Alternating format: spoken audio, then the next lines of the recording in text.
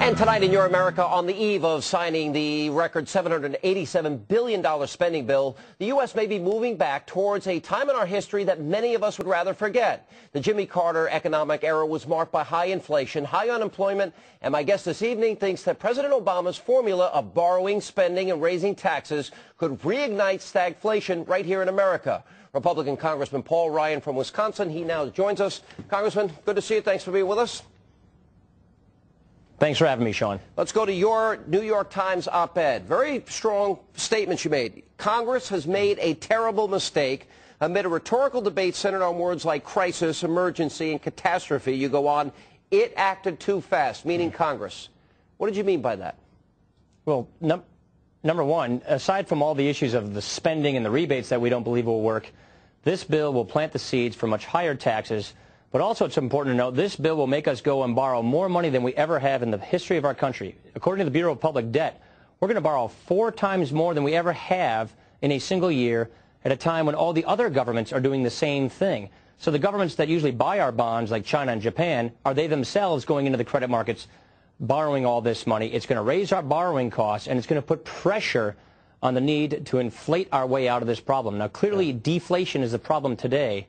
But this bill is going to give us pressure to have inflation. So my fear is we're going to invite high unemployment with tax increases, stimulus that doesn't work, combined with inflation around the corner, and that equals stagflation. Well, all right, I want to get into that because you even point out, you're very clear in this thing, you said the very countries we've relied on to buy our bonds, you know, notably Japan and notably China, are now putting their own bonds on the global market, so there's going to be a flood there. And I think you're suggesting is that that's going to force the Fed to print money, and that's going to increase inflation. If we couple that with unemployment, am I reading this right?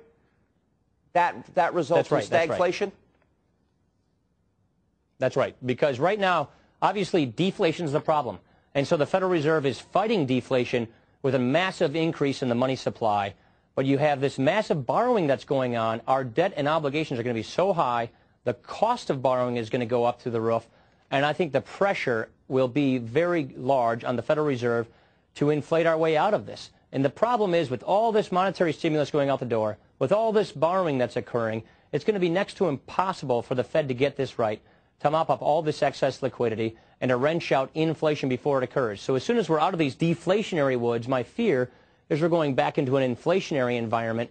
And with this stimulus, which we don't think will work, leading to much higher taxes in about a year and a half, which we know is clear, that will give us this dangerous recipe that we so deeply want to avoid. I'm not saying we're going to have Jimmy Carter levels, but it's going to get bad, I think. Well, you said, and to quote you, the more dangerous consequences in this bill were overlooked.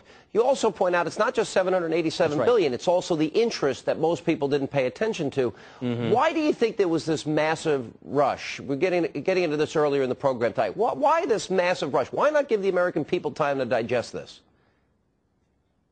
This bill was becoming more and more unpopular every extra minute it stood the light of day. We saw the bill at 11 p.m. the evening before we voted on it at 2 in the afternoon the next day. There's an $8 billion Harry Reid earmark that was slipped in there. The longer this thing stood out there, the more unpopular it was becoming, the tougher it was for Democrats to vote for it. So you add the interest cost of this bill, according to the Congressional Budget Office, that's $348 billion. You take the spending gimmicks out of it, what we call the funding cliffs out of it, and the cost of this bill could go as high as $3 trillion, according to the Congressional Budget Office.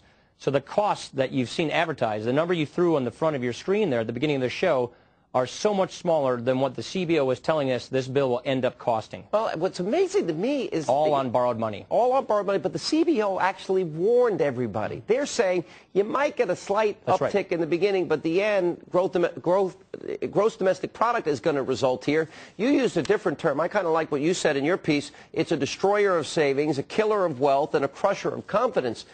Now, Obama used a lot of fear. How certain are you that you're right and that he's wrong and that the Democrats are wrong? I hope President Obama is right, and I hope that I am wrong. I hope that this unprecedented level of borrowing, that all of this monetary stimulus will not result in inflation. I hope I am wrong, but the economic evidence, the economic fundamentals, the economic history of monetary policy suggests that we will be courting inflation down the road. Well, I hope that history and evidence is not the right guide. Yeah, I would hope so for the sake of the country, but I've never seen anywhere where this has been successful. In other words, this type of government transfer from the public to the government in terms of the economy, I don't see where it's ever worked. So I don't have any confidence that it's going to work, nor do I think this is a stimulus. Even the CBO said it's not a stimulus bill. That's right. Well, great. It's a spending bill. And CBO told it that's what it is. And CBO is telling us that in the long run, in the medium term, it's actually going to hurt the economy. It's going to make the economy grow less than it otherwise would have grown if we didn't do this. All right, Congressman Ryan, appreciate you being with us on Hannity tonight. Thank you very much.